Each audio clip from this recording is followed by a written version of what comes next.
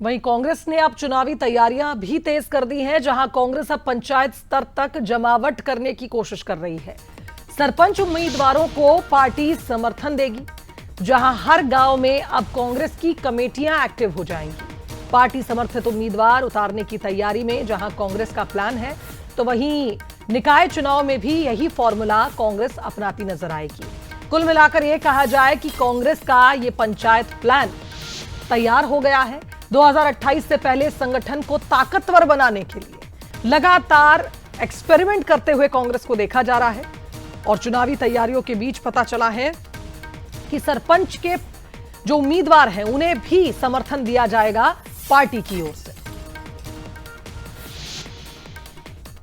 हमारे अध्यक्ष जी ने इस बार ये तय किया है कि हम इस प्रक्रिया को थोड़ा बदलेंगे। जो लोग चुनाव में टिकट मांग रहे हैं और जो लोग बात करते हैं कि हमें चुनाव लड़ना है, उसमें से एक तो व्यक्ति को हमें पहले तैयार करना है।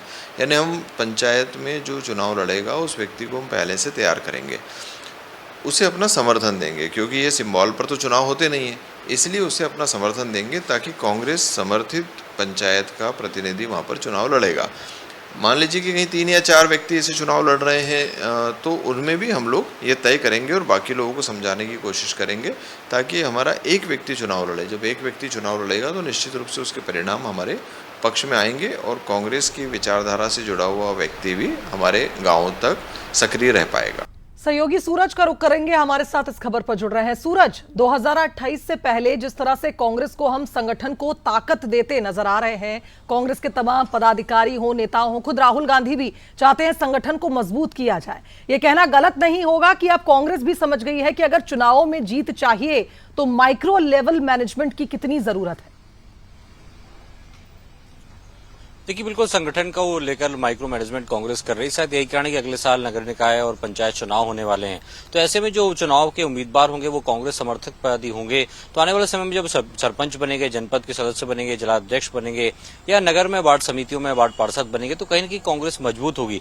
और शायद यही कारण है कि कांग्रेस ने हम नया फार्मूला अपनाया। हमने देखा भी ग्राम पंचायत स्तर पर तक कांग्रेस कमेटियों का गठन हुआ है। ऐसे में जब उनका उम्मीदवार, उनकी पार्टी का समर्थित उम्मीदवार चुनाव लड़ेगा, जीतेगा, तो कहीं न कहीं आने वाले समय में जब लोकसभा विधानसभा में सिंबॉलिक चुनाव होते हैं तो वो जो वोट है वो कहीं न कहीं कांग्रेस पार्टी को मिलेंगे।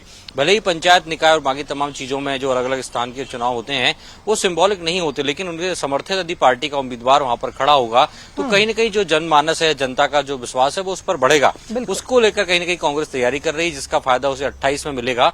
इसकी ऐसी उम्मीद कांग्रेस को है। शायद यही कारण है कि हम देख रहे हैं अभी से कांग्रेस ने तैयारी कर दी है। 27 में इसका असर देखने को मिलेगा और 28 में कितना सफल हो पाएगी ये वक्त बताएगा। बिल्कुल सही बात कही सूरज आपने। लगातार प्रयास तो कांग्रेस कर रही है, लेकिन इस तरह से अब एक नई जमावट के साथ कितनी प्रभावी वो साबित होगी ये आने वाले वक्त में पता चलेगा। बहुत शुक्रिया आपका तमाम अपडेट्स के लिए। इस बीच दिल्ली से खबर आपको बताएंगे। राहुल गांधी पर बीजेपी के बड़े आरोप सामने आए हैं। संबित पात्रा के राहुल की विदेश यात्राओं पर कई सवाल सामने आए हैं। संबित पात्रा ने पूछा है कि क्या राहुल गांधी को विदेशी एजेंसियों से फंडिंग मिलती है। 2004 से लेकर 2026 तक उनकी ट्रिप पर 60 करोड़ रुपए खर्च हुए हैं। संबित पात्रा ने इस मुद्दे को उठाते हुए सवाल किया है कि जितनी विदेश यात्राएं राहुल गांधी कर रहे हैं, करोड़ों रुपए इन पर खर्च हो रहा है। आखिर विदेश में राहुल गांधी किससे मिलने जाते? महंगी यात्राओं की फंडिंग कौन कर रहा है? ये सवाल खड़े किए हैं बीजेपी नेता ने। 11 करोड़ की कमाई, दौरों पर 5 गुना ज्यादा खर्च, जिसका हिसाब मांग रहे हैं संबित पात्रा।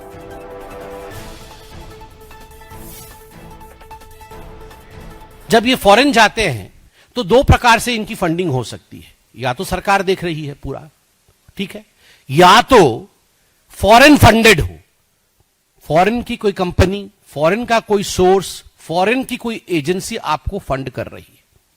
अगर फॉरेन की कोई एजेंसी आपको फंड कर रही है तो देश का कानून क्या कहता है? देश का कानून कहता है फॉरेन कंट्रीब्यूशन रेगुलेशन एक्ट, जिसको FCRA कहते हैं। FCRA 2010 के अंतर्गत सेक्शन 6 में किसी भी MP को, किसी भी लेजिस्लेचर को, किसी भी जज को, किसी भी गवर्नमेंट ऑफिशियल को प्रायर परमिशन लेना पड़ता है, सरकार से परमिशन लेना पड़ता है। और सरकार का उक्त विभाग है MHA से परमिशन लेना पड़ता है कि फॉरेन फंड होने वाला है। इधर छत्तीसगढ़ की बात करें तो यहां राज्य में मुख्यमंत्री की अपील का असर नजर आने लगा है। सुशासन शिविर में कार पूलिंग कर अधिकारी पहुंचे, जहां कलेक्टर, सीईओ ने वाहन साझा किया।